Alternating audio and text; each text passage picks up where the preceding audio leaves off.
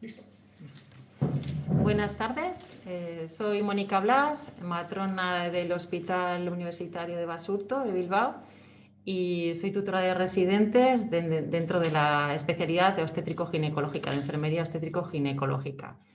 Estoy encantada de estar aquí y de poder compartir con vosotros y vosotras este espacio de comunicación y directamente pues yo creo que vamos a pasar al tema que hoy nos ocupa, que yo creo que es de bastante interés para nuestras residentes y futuros residentes de esta especialidad, que es la enfermería obstétrico-ginecológica, más comúnmente llamada matrona, ¿no? Que por ese nombre nos conoceréis. El tema que nos ocupa es la monitorización fetal electrónica, que realmente pues bueno, es un tema que puede generar cierta pues bueno, controversia o que puede generar cierta inquietud entre pues, nuestras profesionales y futuras profesionales, ya que realmente pues, la interpretación de la monitorización pues, no es una tarea sencilla y estamos en continua actualización, ¿no? Y estamos en continuo reciclaje en cuanto a la interpretación de estas monitorizaciones y sobre todo para intentar pues bueno, descubrir o encontrar esos patrones fetales que pueden hacer que nos hagan sospechar de que el estado del feto no sea el correcto, ¿no? El tema hoy vamos a ver sobre todo en cuanto a la atención durante el parto. Sí que sabemos que también se realiza este tipo de técnicas de manera anteparto, durante el embarazo, pero sobre todo nos vamos a hablar del tema de la monitorización durante el parto.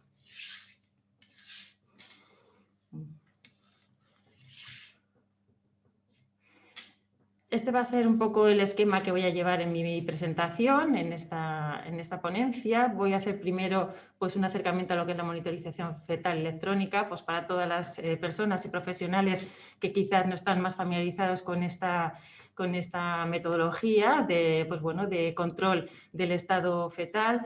Algunas nociones básicas de interpretación de la monitorización del registro cardiotocográfico, como veis en estas siglas, básicas, muy básicas, porque realmente esto da para hacer pues largas pues, bueno, enseñanzas sobre el tema y realmente va a ser algo muy básico. También quiero pues, bueno, explicaros un poquito cuáles son las competencias de la matrona también dentro de lo que es pues, bueno, el control del bienestar fetal intraparto, que realmente es algo muy importante en el que tenemos que estar formadas y realmente creo que a día de hoy pues lo conseguimos dentro de nuestra unidad docente y las matronas que, pues bueno, que se forman con nosotras tienen pues bueno, una amplia formación, ya sea bien en la parte teórica, ya sea bien en la parte práctica y además que también aquí dentro del hospital pues bueno, intentamos que además tengan pues unos seminarios a lo largo de estos 2 años que dura su formación para, pues bueno, para intentar afianzar los conocimientos en este área. Como os he dicho anteriormente, realmente la monitorización fetal lo que buscamos o lo que queremos intentar ver es estos patrones anormales dentro de pues, de la frecuencia cardíaca fetal del bebé cuando está todavía intraútero. Estos patrones realmente tenemos muy claro, ¿no?, cuáles son los que nos garantizan casi el bienestar fetal en un 100%, pero realmente aquellos que son un poco que se salen de la normalidad o que se salen gravemente de la normalidad son los que van a hacer pues, que tengamos que implementar alguna serie de cambios, bien en la posición de la madre, bien en, pues, bueno, en la utilización de ciertos medicamentos o en otra serie de, pues, bueno, de situaciones, ¿no?, que se pueden dar durante el parto y que realmente tienen una relevancia muy importante, ¿no? Porque sí que sabemos pues, que ciertos patrones anómalos de esta frecuencia cardíaca fetal pueden llevar pues, bueno, al que el bebé realmente tenga pues, bueno, una situación no que esté muy cómodo dentro del útero materno y que tengamos que incluso en algunas situaciones tener que pues, bueno, sacarlo de ahí de la manera más rápida posible que podamos. La monitorización lo que busca es controlar o vamos a decir, o vigilar este latido fetal y a la vez también controlamos la dinámica uterina, las contracciones, ¿no? Hay varias maneras de hacerlo, como veis en la diapositiva es de una manera externa, pero también tenemos la posibilidad de hacerlo de una manera interna a través pues bueno, del cuello de útero se introducen unos sensores y unos captores que van a medir la presión interna dentro del útero y también un electrodo fetal que va a la cabeza del bebé.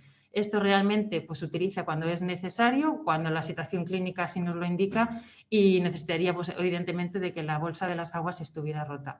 También tenemos otras situaciones en las que se puede utilizar de manera continua o discontinua, también siguiendo los protocolos de cada hospital o de cada centro y siempre dentro pues, bueno, de las, vamos a decir, las últimas evidencias científicas, ¿no? Que tengamos respecto a este tema dentro de la atención al parto. Para poneros un poco en situación, os traigo en esta diapositiva pues, un poquito los antecedentes de cómo hemos llegado a tener este control electrónico fetal intraparto. Ya en el siglo XVII ya se empezó a escuchar cierto zumbido dentro del abdomen que podría relacionarse pues, como que tuviera un sonido, el latido cardíaco, ¿no? Dentro del útero de la madre. Y ya en el siglo XIX vemos que pues bueno, se empezó a interesarse por la auscultación, aunque sea de una manera directa, ¿no? Con la oreja colocada encima del abdomen de la madre, pues para intentar escuchar y ver qué latido tenía el bebé dentro, ¿no? A lo largo del siglo XIX sí que se va a ir mejorando estos sistemas de auscultación, ¿no? Del latido fetal, ya con ciertos elementos como el estetoscopio de madera, que fue también pues bueno, mejorado o ya colocado de una manera como una trompeta, que es como el que veis en la imagen a la izquierda, que su manejo y su utilización se mantiene hasta el día de hoy. En algunos centros todavía lo podemos encontrar. Y a partir ya del siglo XX es cuando empezamos, evidentemente, la ciencia avanza, la electrónica también nos va acompañando y sí se empiezan pues bueno, a estudiar la manera de tener un electrocardiograma fetal y las diferentes formas en las que podríamos recoger esta señal y traspasarla, vamos a decir, a un papel a través de alguna máquina. En el siglo XX, ya hacia la mitad del siglo XX, a través de un electrodo fetal se consigue una gráfica del latido fetal de una manera continua, ¿no? Que lo fue en unos trabajos que hicieron Caldeiro Bárcea y otros compañeros. Y en el siglo XX, ya hacia los años 70, sí que se empieza a aplicar el Doppler al ultrasonido para intentar detectar el latido cardíaco fetal a través del abdomen. Este es un gran avance porque realmente es una situación en la que no tenemos que realizar ninguna técnica cruenta ni ninguna, vamos a decir, pues, acción que sea pues, más invasiva ni en el útero ni en el feto, porque lo que consideramos que es un gran avance. Y realmente el sistema de ultrasonido es el que se mantiene en la actualidad para poder hacer un registro cardiotocográfico de manera externa. En los años 70 es cuando empezamos a buscar unos acuerdos sobre la terminología y los criterios de estudio de la monitorización. Ya tenemos el latido, ya sabemos cómo registrarlo y ahora tenemos que decidir cuáles son los patrones fetales que nos van a decir si tenemos una situación de bienestar fetal o de estado fetal normal o si estamos en una situación de un estado fetal anormal o con riesgo de estar en una situación patológica. En la actualidad, evidentemente, esto ha avanzado muchísimo. En el siglo XXI incluso tenemos análisis computarizados de la frecuencia cardíaca fetal, como tenemos en la imagen, en los que los sistemas de vigilancia de la monitorización nos van avisando a través de ciertos colores y de ciertas alarmas en el monitor, pues si estamos en una situación de riesgo, de prerriesgo o de riesgo extremo, ¿no? Como vemos en la imagen, con un color rojo, evidentemente a forma de alerta, ¿no? de alarma. Y también el avance ha sido grandísimo en los últimos años al considerarse que es tan importante y tan relevante este control durante el parto, durante toda la dilatación y el parto, que tenemos unos sistemas de vigilancia centralizados en los que cada mujer tiene su monitor en su habitación, pero nosotros tenemos una central de monitores en la que se recoge todos estos datos y siempre hay una persona vigilando estas gráficas, ¿no? De los bebés y de la dinámica uterina de la madre. Como añadido, en estos últimos años también tenemos la introducción pues, del estudio del electrocardiograma fetal, que pues, sí que ha dado avances sobre todo en la interpretación de las gráficas o las monitorizaciones que no eran del todo, vamos a decir, claras para su interpretación y sí que en muchos países se está utilizando y en muchos medios con la desventaja que podemos decir pues, que es necesaria la utilización de un electrodo interno, ¿no? Que el bebé tiene que tener un electrodo conectado a la cabeza y esto pues, sí que hace que tengamos que tener la bolsa de las aguas rotas, quizás puede limitar también la movilidad de la mujer y sí que dentro de la atención al parto pues está claro que hay que utilizarlo en las situaciones en las que sea necesario, ¿no? Dentro del modelo que tenemos hoy en día, ¿no? No solo obviamente enfocado a tener un bebé con la mejor salud posible, sino también a que la vivencia de las madres y de sus familias pues sea lo más acorde a sus expectativas, ¿no? Entonces sí que es verdad que la utilización del electrodo interno pues podría ser un gran avance en estas situaciones de partos en las que no tenemos pues, la tranquilidad quizás en la monitorización externa y entonces sí que podría ser una de las herramientas que se utilizan, ¿no? En algunos medios en la actualidad. Un poquito resumiendo cuál es el objetivo, ¿no? Desde luego queremos reconocer cualquier situación dentro de la atención, ¿no? Cuando estamos atendiendo a una mujer durante la dilatación y el expulsivo, que nos lleve a una sospecha de que el bebé no está en una situación de bienestar, ¿no? Y sí que, claro, el riesgo de esta pérdida de bienestar que tiene el bebé, pues sí que se produce, se caracteriza por ciertas situaciones intraútero, como puede ser la hipoxia, la hipercapnia y la acidosis. Por eso, no solamente utilizamos la monitorización como única herramienta, ¿no? En interpretación del bienestar fetal o del estado fetal intraútero, sino que a veces tenemos que utilizar otras herramientas que son, vamos a decir, las que nos confirman este estado, ¿no? De hipoxia, de acidosis o de hipercapnia cuando está el bebé en el útero materno. ¿Cuáles son, pues vamos a decir, las patas que un poco nos hacen temblar, ¿no? En esta interpretación? Pues a veces la dificultad, ¿no? De la interpretación o la variabilidad que puede haber entre los profesionales. Sí que es verdad que hay muchos estudios que nos dicen que ante el mismo monitorización, depende de qué profesional lo interprete, pues a veces detectamos unos riesgos o detectamos otros. Sí que os podemos asegurar que tenemos consenso entre los patrones de normalidad, eso es verdad que está todo el mundo de acuerdo, y los de severa normalidad también tenemos un acuerdo muy extendido, ¿no? Ciertamente, en los que hay más riesgo son en aquellos que no se encuadran ni en una normalidad ni en una severa normalidad. En estas situaciones en las que vamos a decir que no tenemos este acuerdo, es más fácil la utilización de otros métodos complementarios, ¿no? Como la determinación del pH fetal intraparto o el análisis que os he comentado anteriormente del segmento ST dentro del electrocardiograma, que es lo que se utilizaba, ¿no? Con el electrodo fetal conectado en el cuero cabelludo del feto intraútero. Pasando un poquito más adelante, ¿qué analizamos dentro de esta interpretación con este latido que recogemos en la monitorización?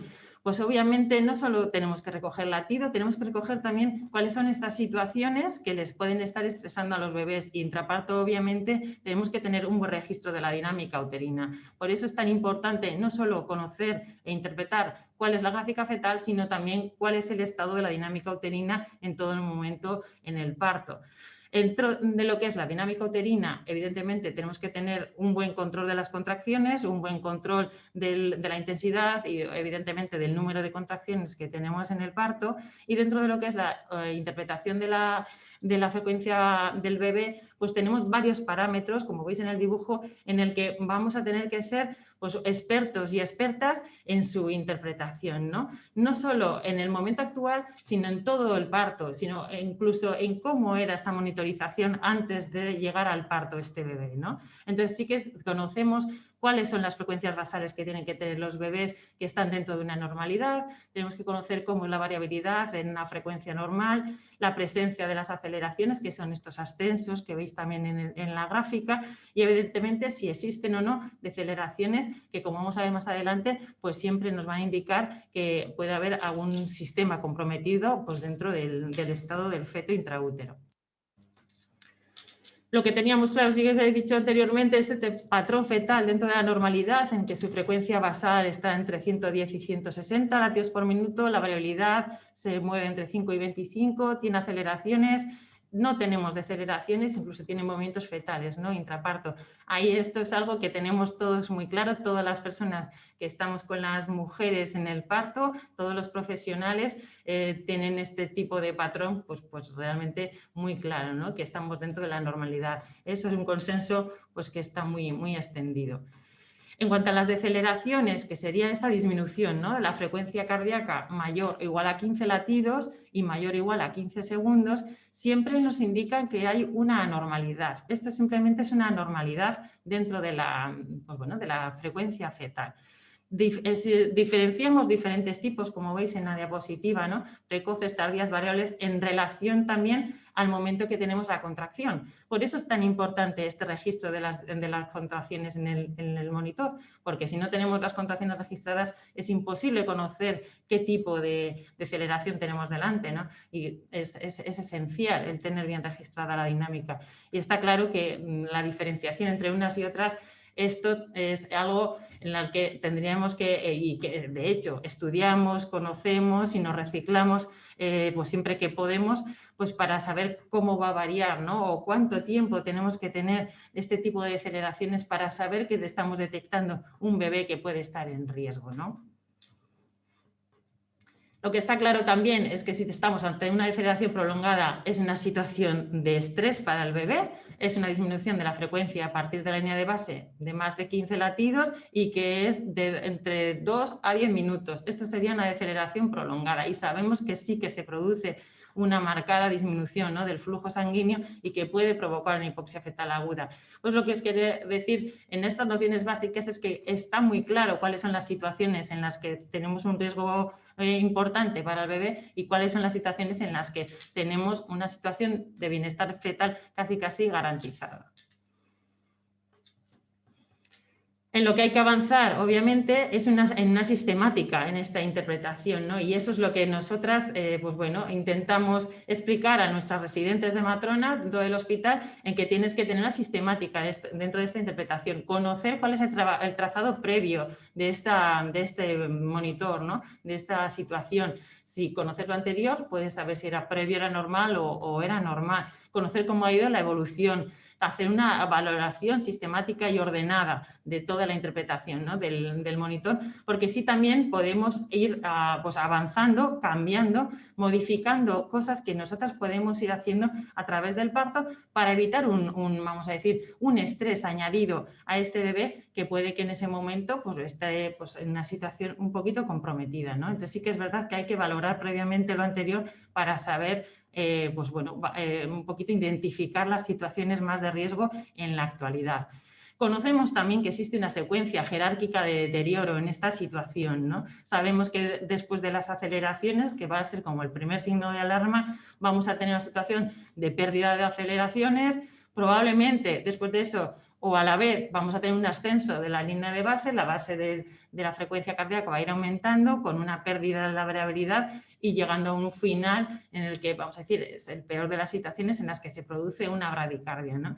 Entonces, si tenemos una sistemática de interpretación y de valoración ordenada y conocemos cómo va a ser la secuencia jerárquica de deterioro en la monitorización, pues es verdad que podemos ir poniendo modificaciones, bien en la atención que ofrecemos a la mujer, bien incluso en las medicaciones que podemos estar utilizando durante el parto, para no llegar a agotar esta reserva fetal que no conocemos a priori.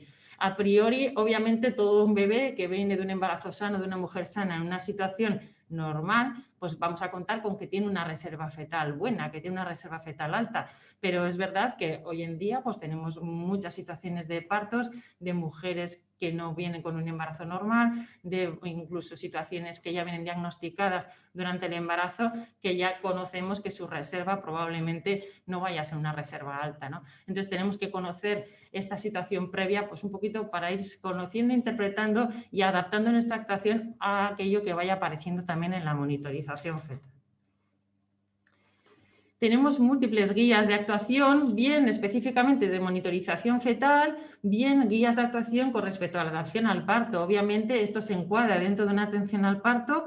El parto normal necesita también esta vigilancia, aunque he hecho hincapié antes ante estas situaciones en las que no estamos ante un parto normal o estamos en un embarazo de riesgo, también tenemos que tener un control, ¿no?, de los bebés que tienen un embarazo normal y un parto normal. Y esto está recogido dentro de las guías que hoy tenemos en nuestras manos, ¿no? En uso, la atención al parto de bajo riesgo en el medio hospitalario, aquí en Osakidetza, que también menciona, ¿no?, cómo tenemos que interpretar y cómo tenemos que controlar el estado del feto intraparto. Y luego específicamente las guías de actuación que aparecen aquí en la imagen, que también se van actualizando continuamente. Por eso es tan importante que como profesionales las conozcamos y veamos cuáles son, es decir, los últimos avances, ¿no?, en interpretación de monitorización, y no quedarnos con aquello que vimos hace 20 o 30 años, que realmente pues ha ido sufriendo muchos cambios, ¿no?, a lo largo de estos años en interpretación y en cómo tenemos que actuar. No solo qué es lo que aparece en las pantallas, sino cómo tienes que actuar ante ciertas situaciones que aparezcan en la monitorización.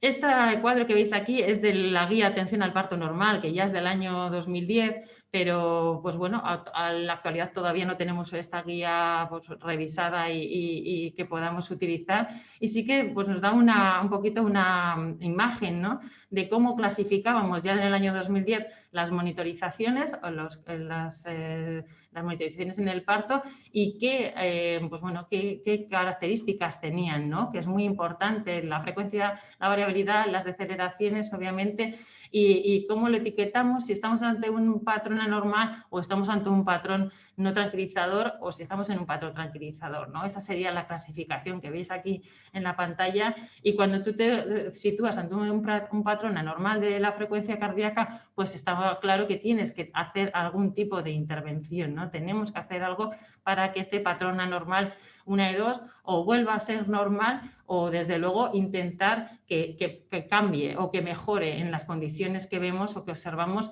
dentro del patrón del latido fetal en esa situación.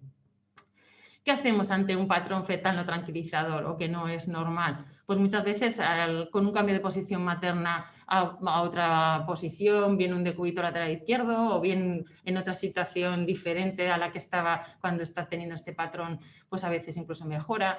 Una exploración vaginal, pues a veces el parto ha avanzado muy rápido y este hallazgo de este patrón no tranquilizador corresponde con un parto que evoluciona muy rápido, por ejemplo, ¿no?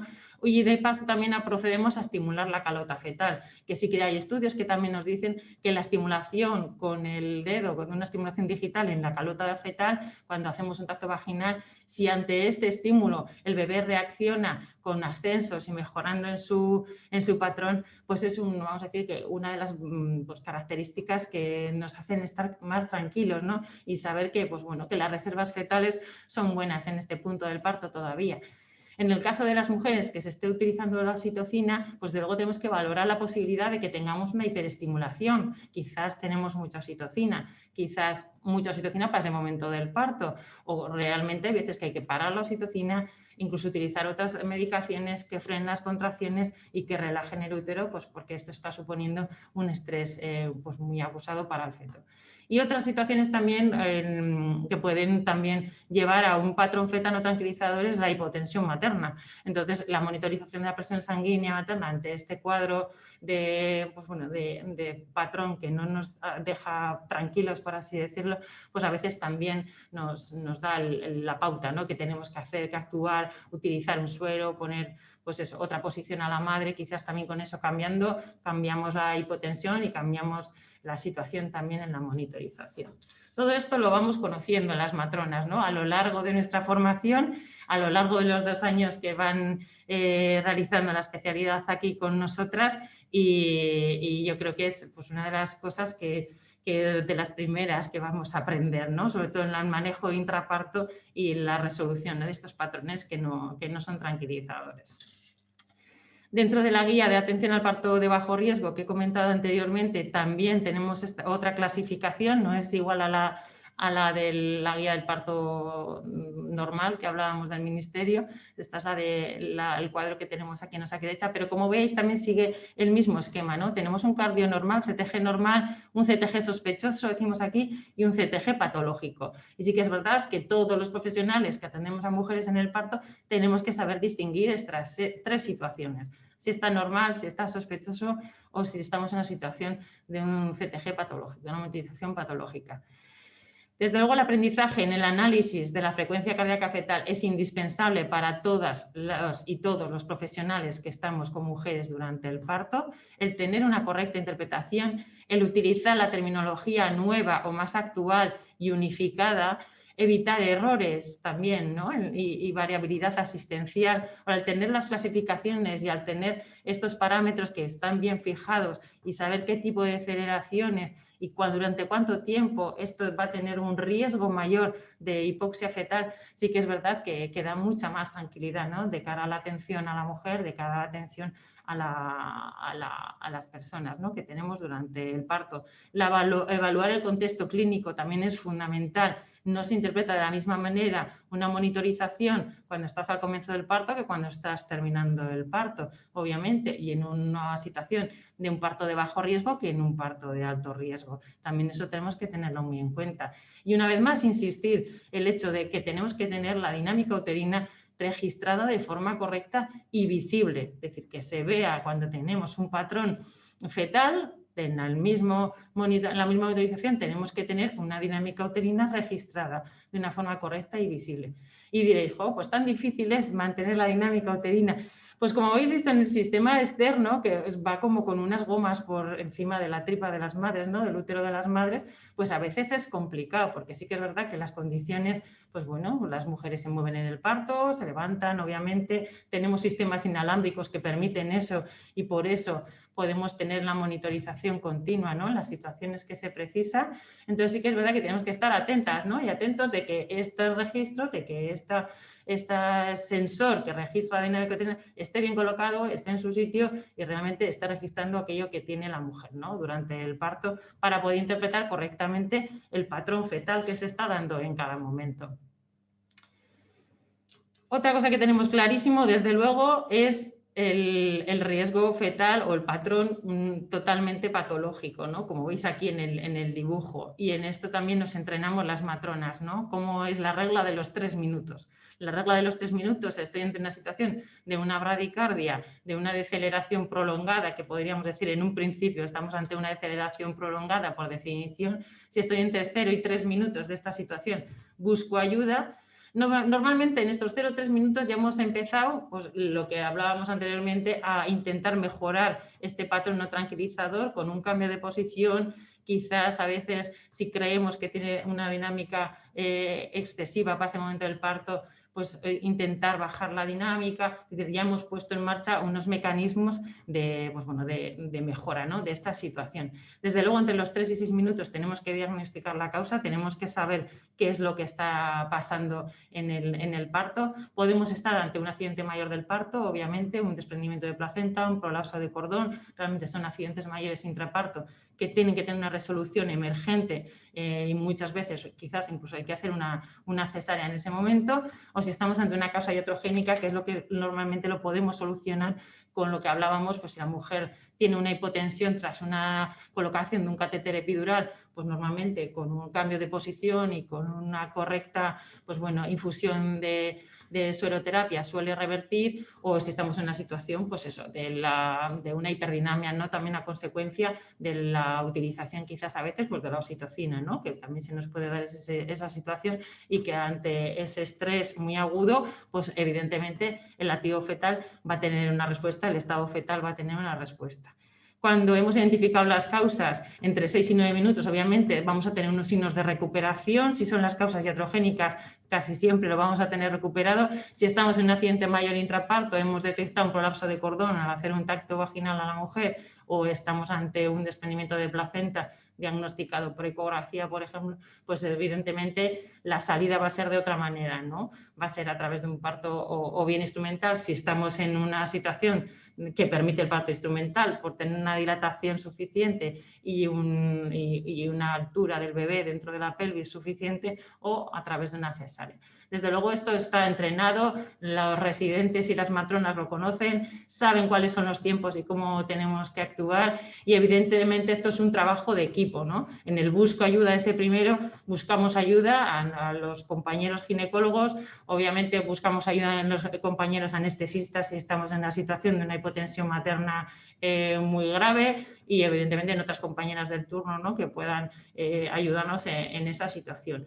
Y está claro que en todos 12-15 minutos el bebé tiene que estar fuera, o bien con un parto instrumentado o bien a través de la cirugía, a través de la cesárea. En cuanto al último tema que os iba a comentar, las competencias de la matrona, pues yo creo que es muy importante, ¿no? Recordar de dónde viene, ¿no? De dónde vienen todas nuestras, pues bueno, el fundamento de la profesión y que está también recogido dentro de nuestro programa formativo de la especialidad de la Orden SAS del 6 de mayo que tenéis aquí. Y que además especifica muy claramente pues que tenemos una actitud científica responsable, que utilizamos estos medios clínicos y tecnológicos de los que os he estado hablando durante el tema de hoy, ¿no? Y desde luego que somos las responsables de la atención a la madre, del control y asistencia al embarazo y al parto, pues eso, desde el momento inicial del embarazo hasta que el bebé tiene 28 días de vida. Pero que nos tiene que quedar muy claro que tenemos que utilizar medios clínicos y tecnológicos y saberlos, conocerlos y utilizarlos de manera adecuada, ¿no? Según en cada momento la ciencia nos lo va diciendo, porque no es lo mismo lo que utilizamos o cómo se interpreta y se utiliza la monitorización en el siglo XXI, como estamos ahora, que igual se hacía en los años 90, ¿no? La verdad es que ha evolucionado mucho en la interpretación y cómo actuamos ante diferentes situaciones. Desde luego, dentro de nuestras competencias, el prestar atención al binomio madre-hijo dentro del diagnóstico y control y asistencia que os comentaba anteriormente, auxiliándose en estos medios clínicos y tecnológicos adecuados, vuelve a estar recogido otra vez dentro de nuestro programa formativo. El detectar precozmente estos factores de riesgo también es nuestra competencia, obviamente, saber detectarlo y saber cuándo tenemos que buscar ayuda, es tan importante, ¿no? De cuándo tengo que buscar ayuda en otro profesional y llevar a cabo estas actividades de diagnóstico, control y derivación, ¿no? Yo, evidentemente, conozco cuáles son mis competencias, hasta dónde soy capaz y hasta dónde tengo que llegar y tengo que tomar las medidas de urgencia oportunas, pero siempre vamos a decir, dentro de mi trabajo en equipo con todos los compañeros, ¿no? Que tenemos dentro del paritorio. Y también tener una práctica clínica basada en la evidencia científica disponible. Tenemos que conocer estas últimas guías que salen de monitorización, de interpretación de la monitorización, porque las cosas cambian, porque la interpretación y cómo hay que actuar según qué manera o según qué situación se va dando ha evolucionado en los últimos 20 años, ¿no? Entonces tenemos que estar en una continua pues bueno, revisión de cómo actuamos, de cómo es la situación que tenemos entre manos y cuál es la mejor en ese momento actuación posible de acuerdo a lo que tenemos hoy en día en nuestra práctica, ¿no? En lo que hay en la ciencia. Evidentemente, si no conocemos, pues vamos a seguir anclados en el pasado y no vamos a poderlo realizar de una manera adecuada. ¿Cómo podemos mejorar? Desde luego, yo creo que las claves que tenemos hoy en día, no solo dentro de la formación de las matronas residentes, que también es muy importante y yo creo que es una tarea que ellas además lo reconocen, ¿no? Como de dificultosa de la interpretación de la monitorización y realmente la toma de decisiones acorde a estas monitorizaciones, ¿no? Que tenemos durante el parto, es realizar una capacitación, ¿no? Anual en la interpretación del registro cardiotocográfico de todos los profesionales con decisión obstétrica. Obviamente esto es un trabajo en equipo, insisto otra vez, y tenemos que estar todos capacitados dentro del equipo donde trabajamos. Todos los miembros del equipo tenemos que mantener la alerta. Ha mejorado mucho la tecnología y obviamente antes teníamos que estar aguzando el oído y viendo escuchando más bien si el latido bajaba y teníamos que detectarlo, ¿no? Por oído.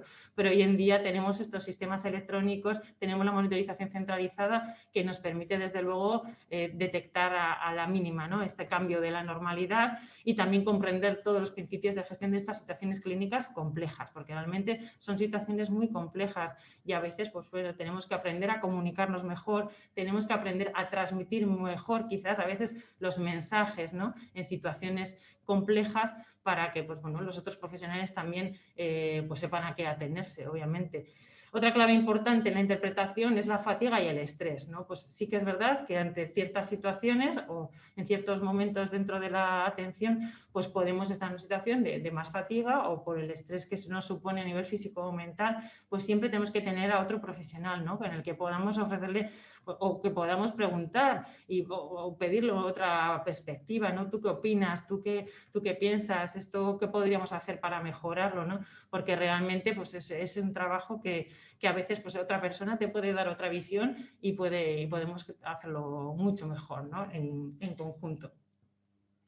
Aquí os dejo las referencias un poquito de las guías que he utilizado para la charla y desde luego pues para finalizar yo creo que lo que todos queremos es tener pues un bebé sano, un bebé pues de la mejor manera posible, ¿no? Cuando termina el parto, aparte de que las mujeres y sus familias evidentemente alcancen sus expectativas y tengan una vivencia positiva de todo el momento del parto y lo que le rodea, realmente necesitamos también tener cierta garantía de que nuestro bebé o que el bebé que van a hacer en este parto pues tenga un estado fetal pues que esté dentro de una normalidad, ¿no? Y si esa normalidad no se está cumpliendo, realmente ser capaces de distinguirla, ser capaces de poder poner en marcha maniobras que puedan ayudar a que el bebé se encuentre mejor o evidentemente si es necesario pues acabar o terminar con el parto, ¿no? En ese momento ante una situación emergente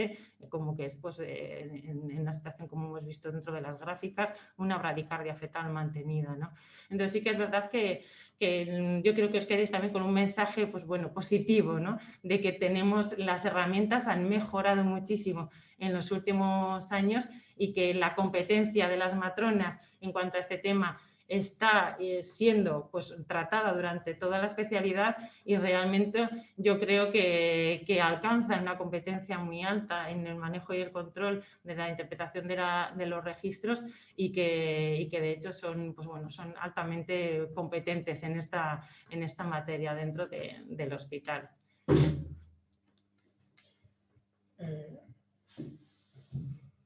Es que ricasco, Mónica, por la presentación, súper interesante. Si alguien tiene alguna pregunta, alguna duda que hacerle, tenemos el chat abierto y os leemos. Os damos 1 minuto, 2, y si alguien tiene alguna pregunta, pues os la aclara, ¿vale?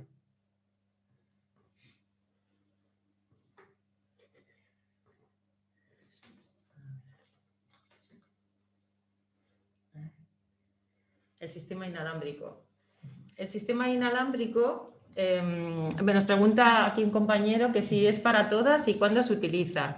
A ver, en principio puede ser utilizado para todas. Es decir, el sistema inalámbrico lo que te garantiza es que no tienes cables y que tú te puedes mover, obviamente, por la habitación, caminar o adoptar la postura que tú quieras. En teoría, puede ser utilizado para todas las mujeres. La situación es la posibilidad que tengas de utilizarlo, es decir, que tú tengas el sistema inalámbrico en tu centro. Claro, no lo sé de dónde trabaja la gente o que las personas que nos están escuchando, pero el hecho de que tengas un sistema inalámbrico pues se puede utilizar en todas las mujeres en el parto. Luego ya puede que haya situaciones dentro del parto que nos indique que la mujer tenga que adoptar cierta postura o tenga que ponerse tumbada o tenga que adoptar alguna posición en el parto que daría igual tener inalámbrico que no, pero en principio es un sistema que se puede utilizar en todas las mujeres, sí. ¿Alguna otra pregunta?